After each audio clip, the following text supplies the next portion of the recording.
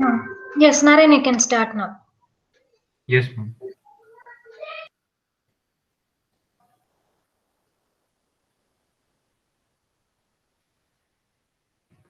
Good evening, one and all present here.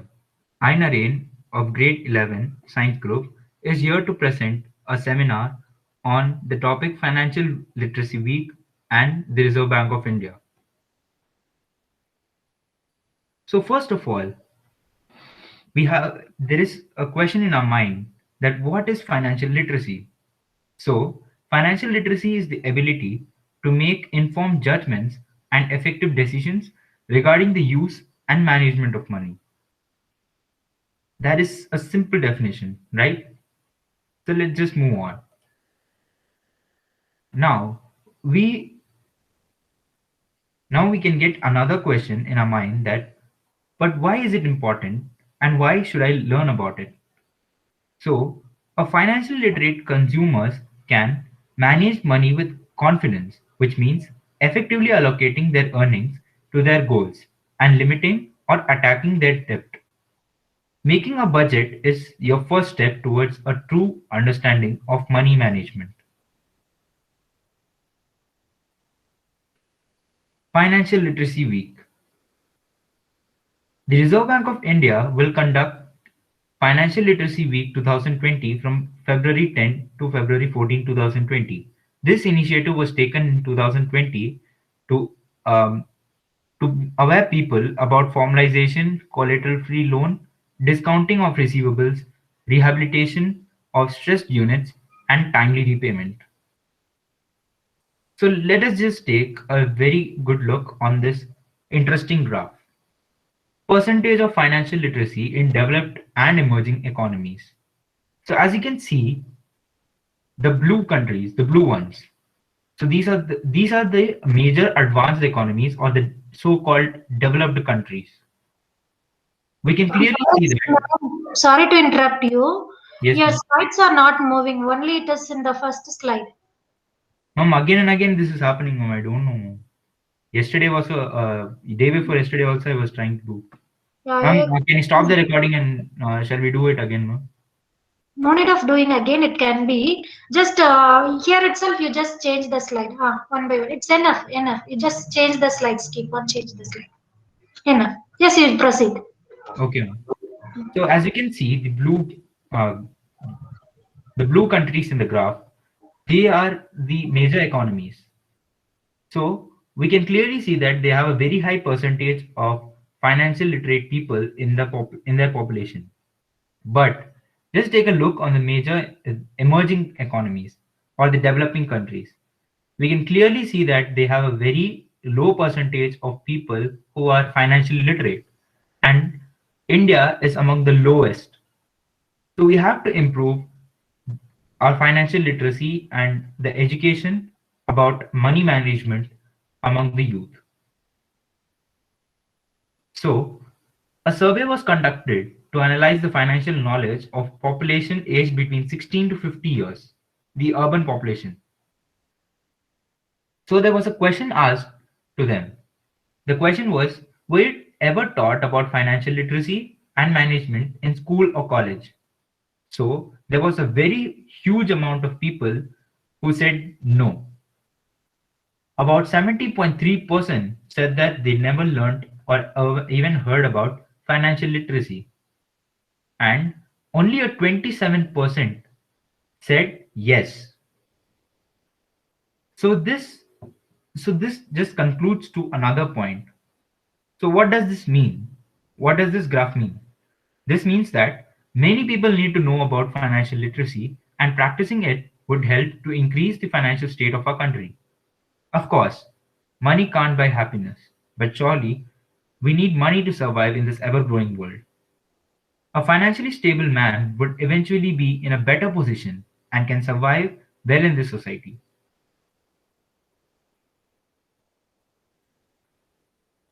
So, next, need for financial literacy and the benefits of a financially literate India. Ever since India's new economic policies, small firms have been facing a major challenge. Small manufacturing industries like batteries, handicrafts, toys, tires, dairy products, etc., hit hard due to the competition and lack of managing debt. Medium and small enterprises employ the largest number of workers, about 11.1 crores in the country, after the agriculture sector. Yet, many firms have to shut down, leading to workers becoming jobless. The basic skill of money management is needed in every level of life. It may be household or industrial or maybe the national level. Small firms also don't have much knowledge about formal sources of loans. In the Reserve Bank of India working paper series titled Persistence of Informal Credit in Rural India, 42.9% of the population borrow money from informal sources like commission agents and money lenders. These non institutional sources extend loans on high rates of interest. The firms are unable to manage their finance, hence, landing into a debt trap from which they can never come out of. With a strong financial education, small firms and owners will be able to make informed decisions and take advantage of resources available to them. The RBI and the history of Financial Literacy Week. The Financial Literacy Week was an initiative by RBI to promote awareness on key topics every year through a focus campaign. This was organized by the Reserve Bank of India on 10th of February 2020. The Financial Literacy Week 2020 was observed from February 10th to 14th on the theme of micro, small, and medium enterprises. So till now, I was saying again and again about the Reserve Bank of India. So let us just have a quick look on what is RBI. The Reserve Bank of India is the India's central bank and is responsible for the issue and supply of the Indian rupee and the regulation of the Indian banking system. It also manages the country's main payment systems and works to promote its economic development. It commenced its operations on 1st of April 1935 in accordance with the Reserve Bank of India Act 1934 under the British rule. Following India's independence on 15th of August 1947, the RBI was nationalized on 1st January 1949.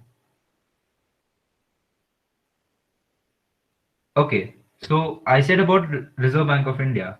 Now, let us see what are its responsibilities.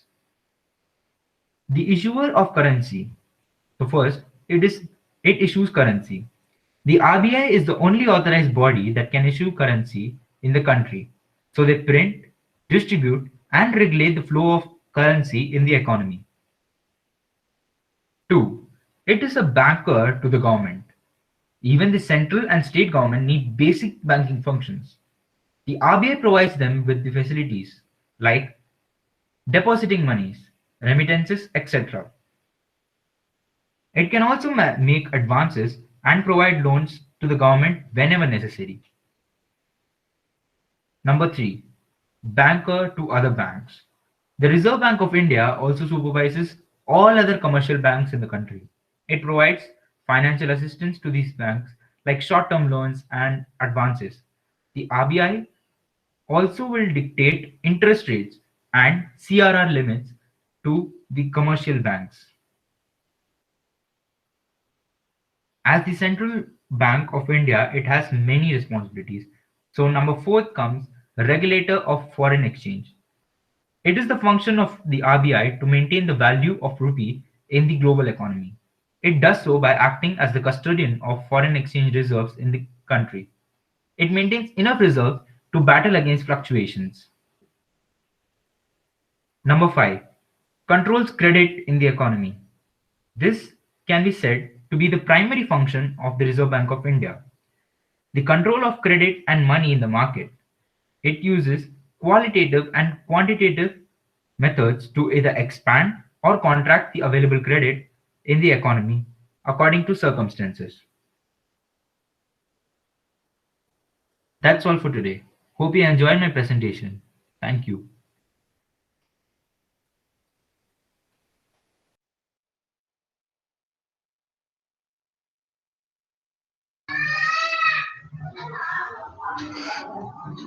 Yes, thank you, Naren. It was a wonderful session, and we came to know more about RBI as well as Financial Literacy Week. Now, I call upon Nidarshana to know more about the theme of Financial Week and what it is. What is the theme of this year? Everything. Nidarshana, you can start your presentation now. Yes, ma'am.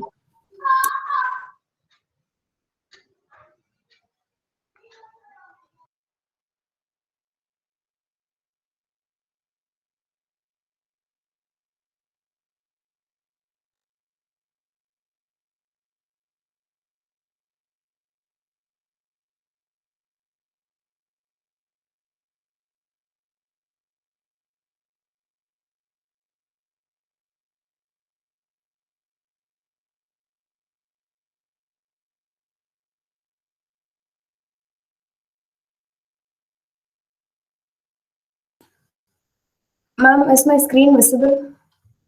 Yes, you can start presenting. Yes, ma'am.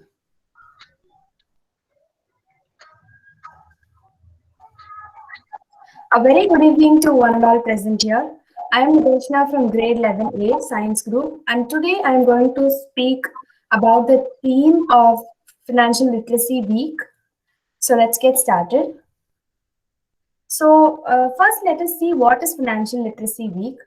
So it is an initiative taken by the Reserve Bank of India, and it is conducted every year since 2016.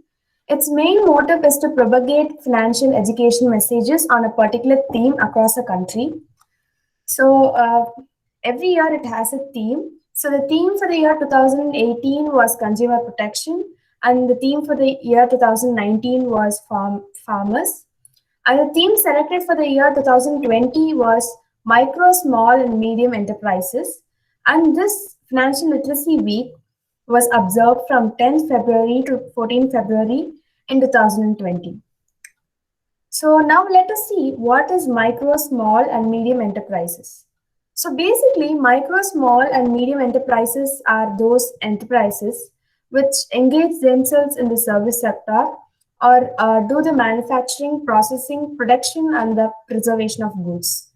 So for a developing country like India, we can consider micro, small, and medium enterprises as the backbone of our country because of two reasons. The first reason is that micro, small, and medium enterprises contribute significantly to India's total GDP. So, and the government's objective is to raise this rate to 50% in the coming years. And the second reason is that micro, small, and medium enterprises actually provide employment to lakhs of unskilled and semi-skilled individuals. So now let us see how micro, small, and medium enterprises are classified. So until 2018, they were classified based on the investment in plant and machinery and the investment in equipment. But after the bill which was passed in 2018, it was reclassified. And the reasons why it was reclassified because this reclassification was non-discriminant and it was also transparent. And the second reason is that the reclassification actually eliminated the need for the frequent checking of the investment in plant, machinery, and the equipment. So the enterprises which had an annual turnover of 5 crore were called as micro enterprises, and those which had a turnover of 5 to 75 crores were known as small enterprises, and the annual turnover of enterprises which was from 75 to 250 crores were medium enterprises. So as I said earlier, micro, small, and medium enterprises can be considered as the backbone of our country, mainly because of two reasons. The first reason is that they make crucial contribution to India's GDP. So currently they contribute about 29% to the GDP, and they are also responsible for the 50% of the total exports of the country. And they are also accountable for 1/3 of India's manufacturing output. And in terms of employment, they employ over 11 crore people. And the aim of micro, small, and medium enterprises is to reach 15 crore in the coming years. And typically, if we want to say it in short, micro, small, and medium industries have a lower capital output ratio. That is, they have a very small investment, but they offer a very good growth rate and many benefits also. In spite of all these benefits, micro, small, and medium enterprises also face some challenges. So the first challenge which they face is the lack of access to credit. So this is a major problem in most of the micro, small, and medium enterprises. 90% of these MSMEs are dependent only on the informal source of funding, and they also have a lack of sufficient collateral. And the second issue which they face is the lack of access to markets. They face this issue because there are a lot of competition from MNCs, and they also have a low outreach. And the third issue which they face is the technological access. This is because of the limited human resources and the lower adaptability of new teaching technology and information. And the fourth issue which they face is the quality and export issues. So they face this issue because they have a very low quality raw materials, and these enterprises are also very have a low productivity rate. So as I said, the theme for the year 2020 Financial Literacy Week was micro, small, and medium enterprises. And the main focus of this year's the year 2020's theme will be on creating awareness about aspects relating to formalization, collateral-free loans, discounting of receivables, rehabilitation of stressed units, and timely payment. So as I said, basically formalization is nothing but maintaining proper financial records. So it's very important to maintain proper financial records in order to get credit from banks. And if we have a proper proposal, we can easily get collateral-free loan. So banks provide collateral-free loans up to rupees 10 lakh for the micro and small enterprises. And the next one is TREDS. It is an RBI authorized platform. So it is an electronic platform for facilitating the financing or discounting of micro, small, and medium enterprises through multiple finances. So as per law, a buyer has to pay the MSME supplier within 45 days of acceptance of goods. So by using TREDS, the MSME seller can upload the discount bills accepted by the buyer by uploading the invoice on this electronic platform. So by this, they both can get the benefit, and in order to get these benefits, they have to register in this electronic platform. And as I said, timely repayment of loans is very important. So when we give high priority to the timely repayment of loans, we'll be getting loans and credits very easily and in better terms the next time. And apart from all of these things, considering the role of this sector in the Indian economy, the central government along with RBI has launched schemes to help micro, small, and medium enterprises. So some of these schemes are MSME Samadhan, Udyog Aadhar, Mudra, Z scheme, Make in India, and Stand Up India. And still we have many more schemes. So this is all about the Financial Literacy Week 2020. So now let us see what is the theme for the Financial Literacy Week 2021. The theme is credit discipline and credit from formal institutions. So before learning the theme for this year's Financial Literacy Week, let us see what is credit. So credit is the trust which allows one party to provide money or resources to second party, where the second party does not pay immediately, but promises to return or pay at a later date. So this is known as credit. So now let us see what is credit discipline. So credit discipline can be referred to as the exercise of regular repayment of credit within the due date. So it is very important to practice discipline with respect to repayment of credit. we should pay the EMIs and credit card dues before the due date itself. So in order to pay before the due dates, we can create reminders and stick to the deadlines.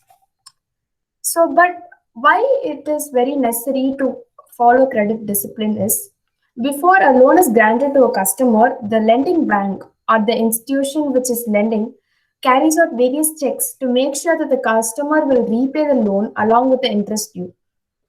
So, one such measure which is taken by the bank to consider lending the credit to you is to check your credit score. So you may think, what is credit score? So basically, credit score is a measure of borrower's credit history and profile with respect to his banking activities and the loan accounts, repayment track record, and the total debt level. And our credit score will be a 3-digit number, and this 3-digit number will denote the credit worthiness of the individual. So usually it will vary from 300 to 850, and a fair credit score is between 550 to 700, and a very good credit score ranges from 700 to 900. So basically, higher your credit score, the higher will be your credit worthiness. So now let's see what is credit from formal institutions. So basically, we can divide the institutions which provide credit into two types. One is the formal institutions of credit, and the other one is the informal institutions of credit.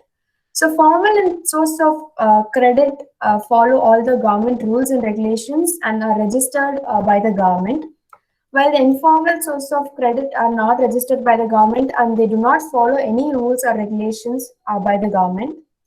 And the main motive of formal institutions and sources is to provide social welfare to the people.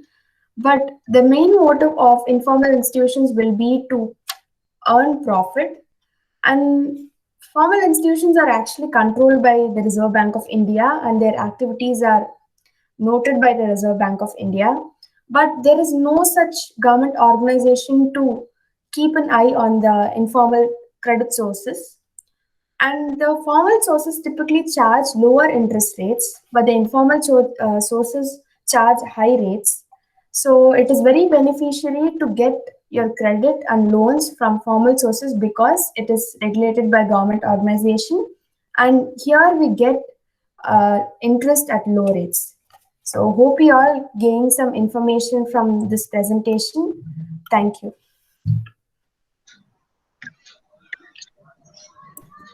Yes, thank you, Nidarshana. It was a wonderful thing, and we gained a lot of information about micro, small, and medium enterprises, as well as a new thing about credit disciplines, which is a theme of this particular year, 2020-21 Financial Literacy Week theme.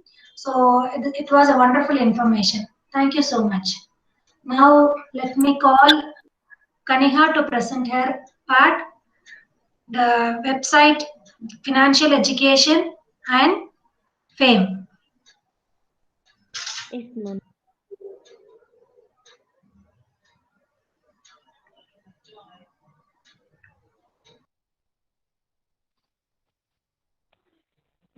Now is my screen visible?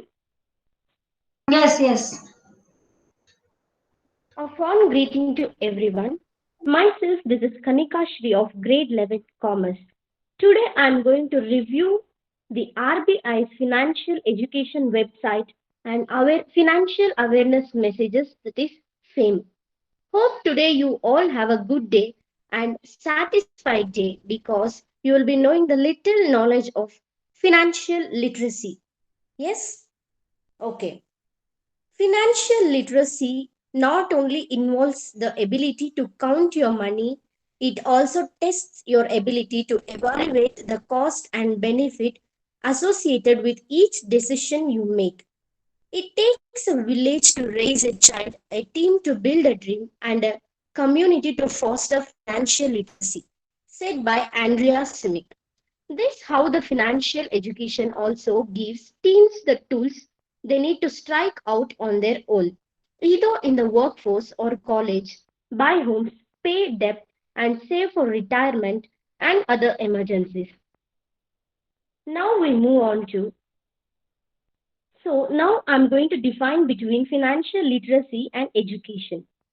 Financial literacy is defined as a combination of financial awareness, knowledge, skills, attitude, and behavior necessary to make second sound financial decisions and ultimately achieve individual financial well-being.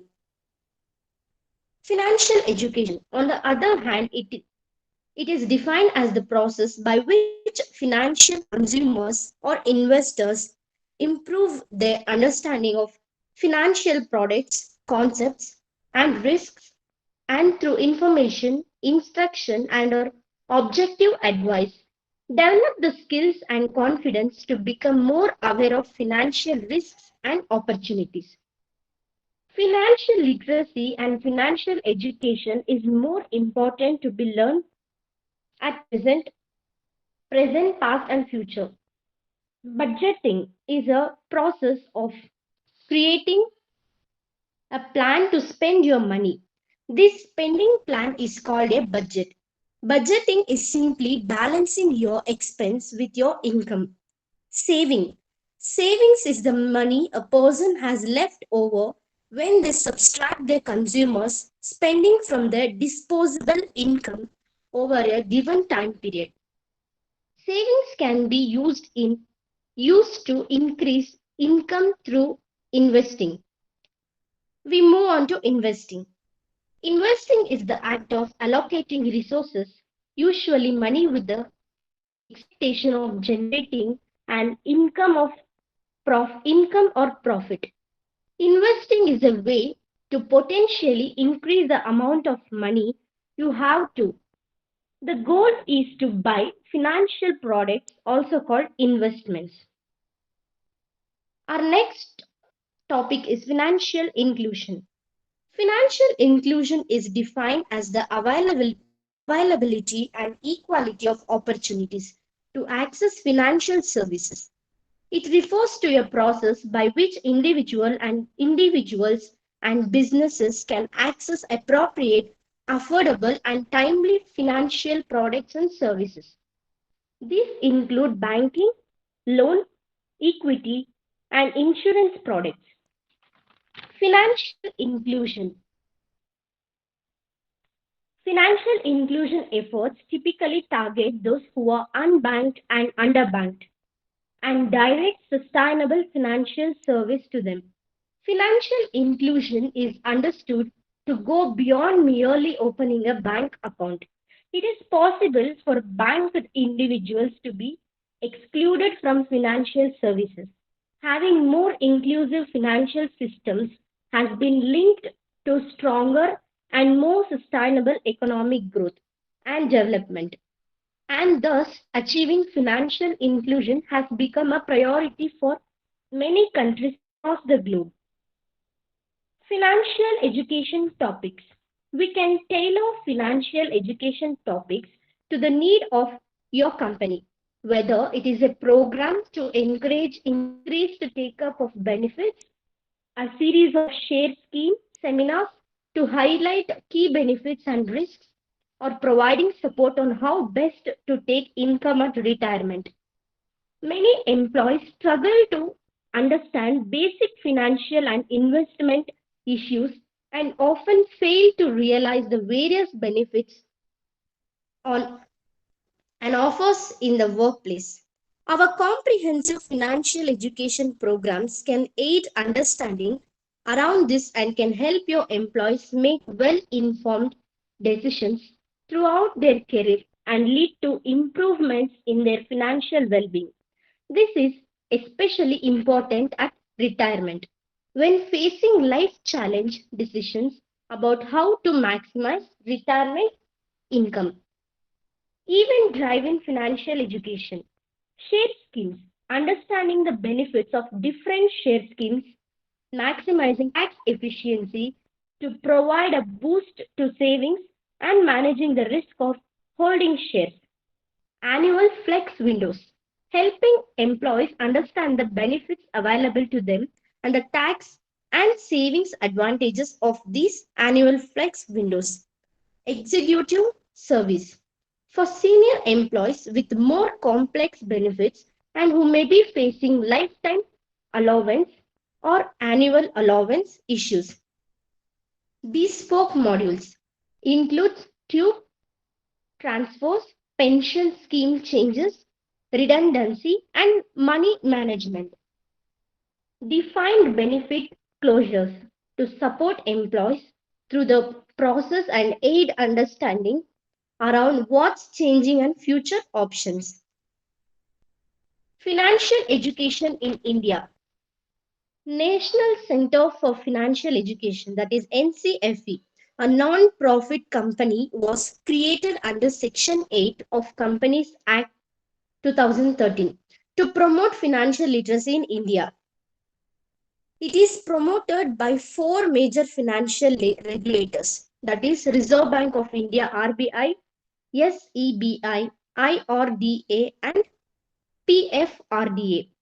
NCFE conducted a benchmark survey of financial literacy in 2015 to find the level of financial awareness in India. It organizes various programs to improve the financial literacy, including collaborating with schools and developing new curriculum to include financial management concepts. It also conducts a yearly financial literacy test. The list of topics covered by NCFE in its awareness programs includes investments, types of bank accounts, services offered by banks, Aadhaar card, Demat account, PAN cards, power of compounding, digital payments, protection against financial frauds, etc. Methods of financial education. We deliver financial education in a number of different ways, although face-to-face seminars have been our most popular and effective communication method. This may not always be possible. We can utilize online education formats, including online seminars, which can recreate the classroom experience digitally, and also webinars. We can also create interactive games, webcasts, animation, and tailored microsites, which are also useful methods of communication. Next, ensuring employee engagement. We deliver interactive and meaningful communications to encourage employee engagement and maximize take-up. This includes delivering awareness campaign before the introduction of a program, utilizing digital nudge technology through email invitations and reminder and SMS text messages to encourage participation, delivering websites and tools to provide supporting knowledge. This all about the RBI's financial website. Now we'll get to know about how is financial awareness messages or conveyed, that is financial awareness messages. So normally the literated people are able to identify advantages and disadvantages, but a financial literated person only can identify what is correct, and in which way he can avoid the risk or fraud things, like unnecessary things that happens in his or her business, etc. Financial literacy is the ability to understand and effectively use various financial skills, including personal financial management, budgeting, and investing. The lack of these skills is financial literacy. To create awareness and educate consumers on access to financial services, to educate the public or investors on the financial literacy, to protect the interest of the investors, to create awareness on availability of various types of financial products and their features, provide necessary infrastructure for public. Some of the person who are handling with business or some business people, they are having the financial products. They just know the outline of the financial products and financial business, but they don't make the use of financial literated financial meaning of those. They have the financial products, but they are not having the knowledge of how to use that. So you have to be careful with these things to avoid the unnecessary fraud things to be happen. The following steps are, you have to be very clear in the following steps. Always read the terms and conditions of the loan transaction letter, as they may vary between institutions. Always annualize interest rates to know the real rate and the impact has on your finances. Beware, high and quick return schemes could be risky. Do not chase returns without understanding the risks. Thoroughly check the background and performance of the entity offering the scheme. Read the terms and conditions carefully. Have to be very clarity on the concept, that is FAME, compounding simple interest. The 5 steps are very, you have to be very clarity in the concept of 5 steps. First, compounding or simple interest. Second, time value of money or effect of inflation on returns. Third, necessity of diversification of investments. Fourth, banking banking and credit cards frauds and how to deal with. Fifth, banking ombudsman. Do not fall prey to all this. Remember that RBI banks never ask for your bank account or credit card or debit card details, PIN and OTP, etc. through email or SMS or phone calls. RBI neither opens savings account or current account, fixed deposit of individuals, nor offers credit or debit card or engages in any transaction with any individual. Last and least, that is why diversify of fame or financial literacy and financial education. The reason one should diversify by investing in different assets to protect oneself from arising from fall in value of any one or more assets, as the returns of the different assets may not fall together. A fall in the price of one asset may be compensated by a rise in the price of another asset, thereby safeguarding one's investment from losses.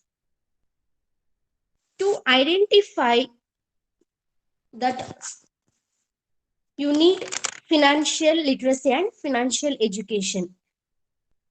And that's all about my topic. Before concluding my presentation, I would like to say this.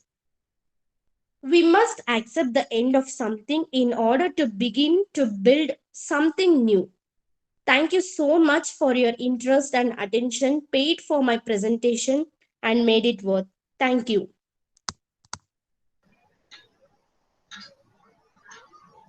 Yes, thank you, Kanika. We enjoyed a lot and we got many information about the messages and the financial education messages which we are getting from other source and not by RBI. And you have given an interesting message too. Then the website review, everything, it is good. So thank you so much. Next, yes. And only one thing, we are not able to see a PPT clearly. I hope it is you have presented through mobile. So once again, you just send the PPT along to me, and I will make it something. Okay. And now I call upon Banu to conclude all this. Banu. Yes, ma'am.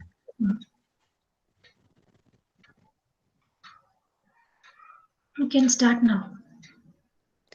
Yes, ma'am. Yes, ma'am. Shall I start, ma'am? Yes, da. Hello, everyone. This is Banu from Grade 11 Commerce. Today, my topic is about financial education to students. So let's what is mean by financial literacy.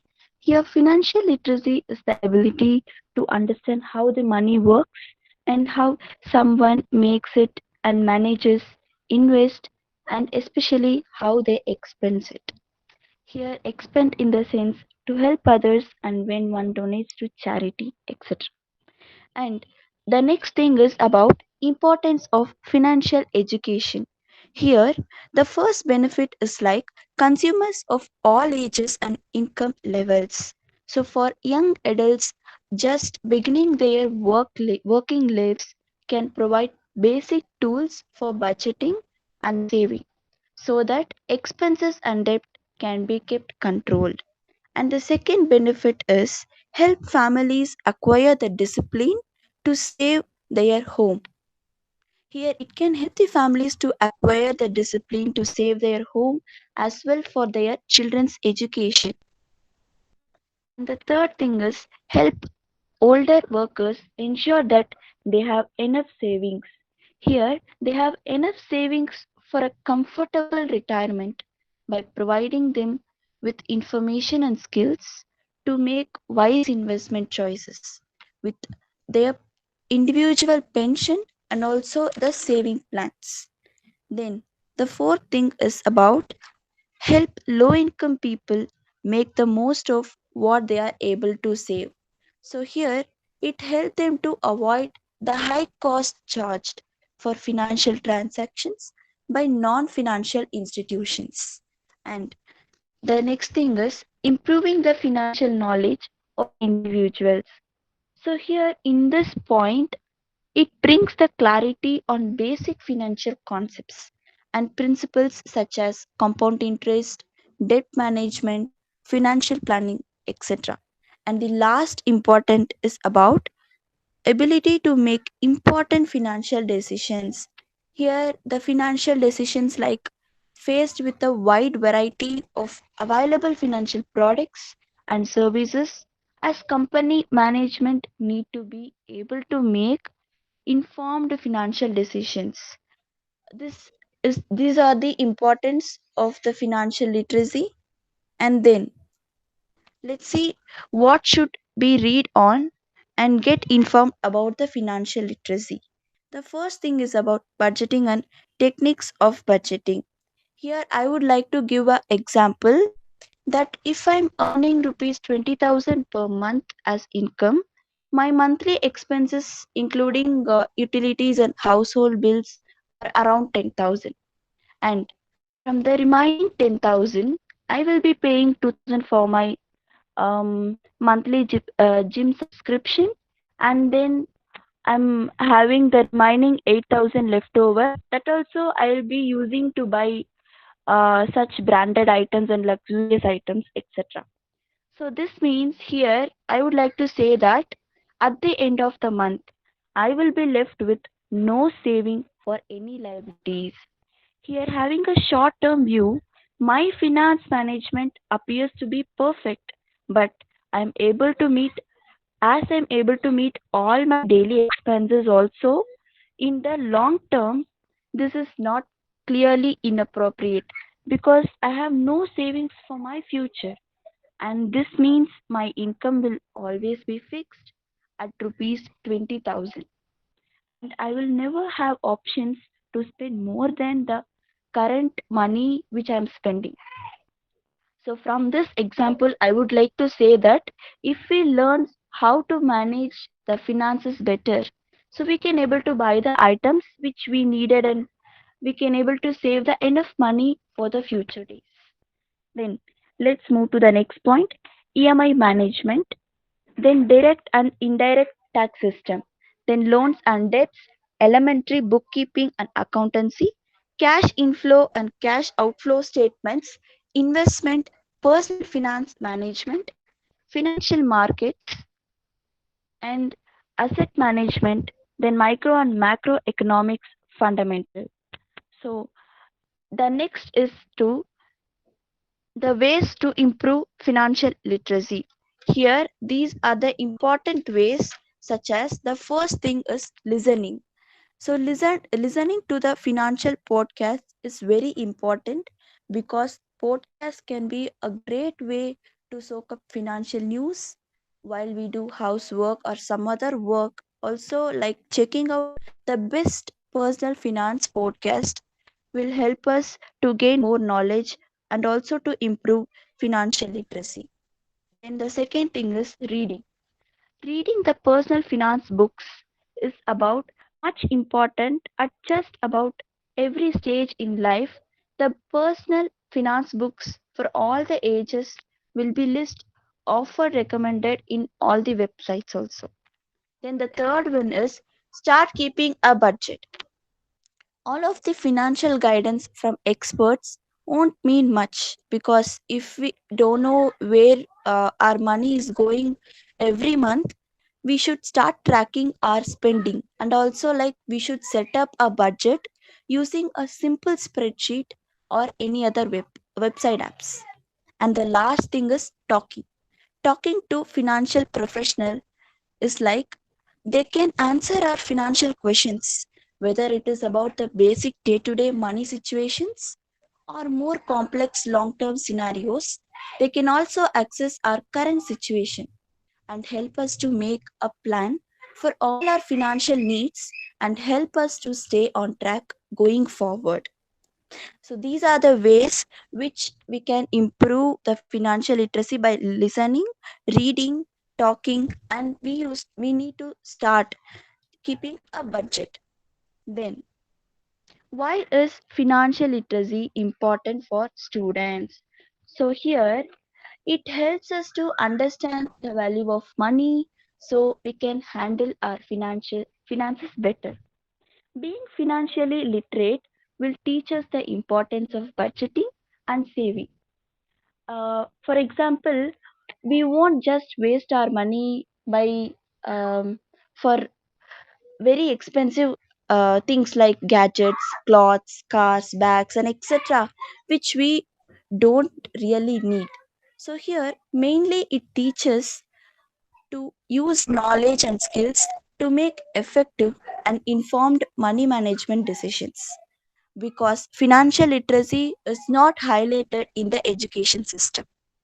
So in that at present situation, many of them are lacking in the necessary knowledge and skills to become financially responsible. Here we must understand that financial concepts like time value of money, interest, compound interest, debt management are very important. By understanding these concepts, we can able to make wise personal finance and also like business decisions. Then let's see the women's contribution in finance. So at present, while most women manage the household and take smaller financial decisions, and also the bigger decisions are typically left to the males, be it father, brother, or husband. This low engagement of women in financial process is like be it planning or investment results in the heightened risk. So the another reason for low literacy is like deliberate exclusion of women by the men in the family. So even if women shows an interest in finances, they are insulted and also told to stay away. So we need to stop feeling offended and guilty and insist on being a part of financial management, or at least being aware of planning and execution. Then let's move to the top websites for financial literacy. The first thing is Investopia. So Investopedia is well known for starting place for those who find themselves very surprised by the terms used in the financial world, and also has many financial investing tutorials and exam preparation materials. Then the second is about.com. Here, business and finance page is the section they have for even small business though.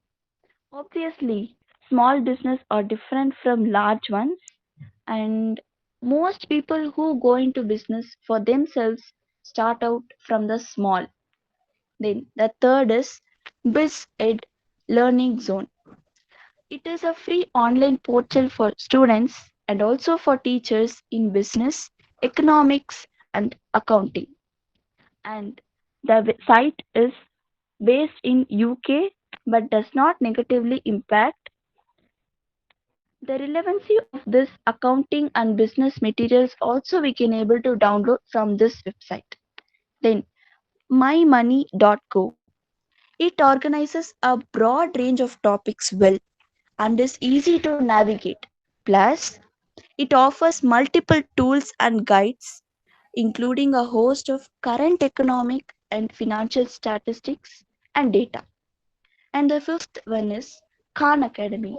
Here, Khan Academy covers a variety of disciplines and always adding new lessons to its databases. And though the site uses simple technology and utilizes it so well that many schools and homeschooled students are using the site's lessons to supplement their curriculum. So here are the top websites as I mentioned here.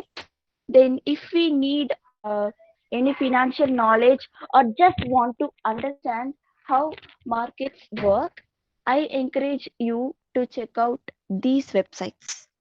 And then let's see, why should women have more financial knowledge than men. The first thing is about to be prepared for emergencies. Here today, when women are talking about equality, they must understand that it is not fair to burden their son, brother, or husband with the financial responsibilities of life.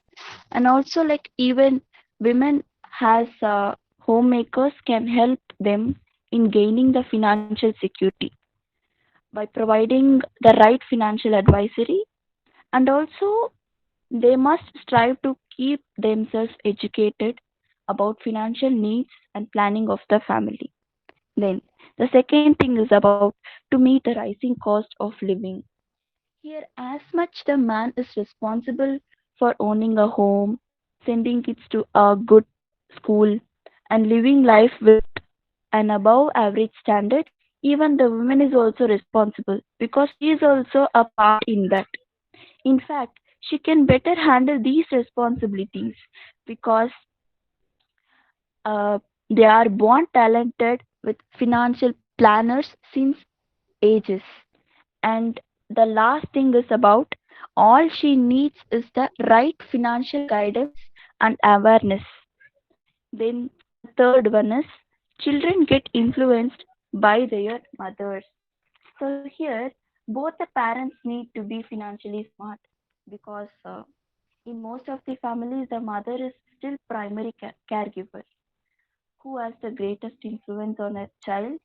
And also, it is important for a mother to have proper financial awareness because she will be able to shape the outlook of her child by transmitting her adequate financial skills and habits to her children.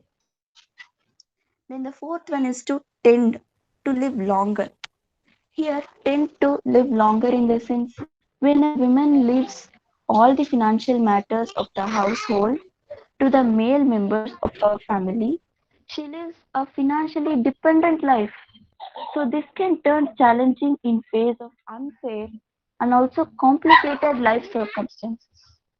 And the fifth thing is to gain confidence and independence. So having sound awareness related to personal financial matters, like as told earlier, investment, tax saving, wealth creation, it is not like just help the women at the particular individual level, but also being the family's financial planner can also help her family members in investment related matters. Then at last we came to the conclusion that we must understand the financial concepts, whereas by understanding these concepts should be able to make wise personal finance. And hope you all may gain what is financial education and its importance towards students. Thank you.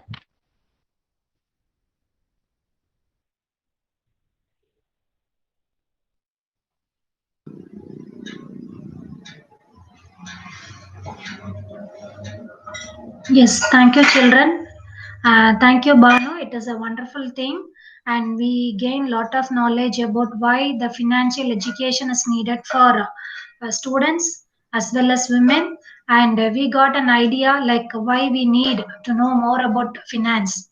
So it was a wonderful thing, and if anyone have doubt regarding all your seminar, or can we wind up? Do you No have We are doubt, ma'am. clear, ma'am. Yes, okay then. Then we will wind up. Thank you so much, children. Thank you for your cooperation. Thank you. 1 minute. Thank you, ma'am. Yes. Ma'am, I already shared my PPT to you, ma'am.